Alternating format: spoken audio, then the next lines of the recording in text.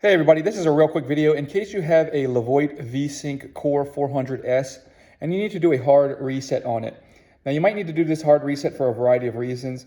If the air purifier is no longer responding to the app, or it's not responding at all, it's frozen, the app is frozen when you try to connect to it. If it's not syncing with the app or not following the instructions of the app, all those kind of issues can be fixed with a hard reset very often, or otherwise just any other kind of troubleshooting that you're having with it can very often fix it with a hard reset. Now just keep in mind, if you do this hard reset, it is going to remove all the settings and restore it to its factory defaults. It's going to remove it from the app and disconnect it from the app and everything like that. So you'll have to set it up again.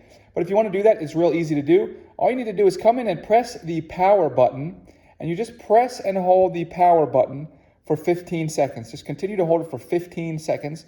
And after 15 seconds, you'll see the Wi-Fi light will actually go off. It will disconnect from Wi-Fi. It will completely reset and restore the default settings.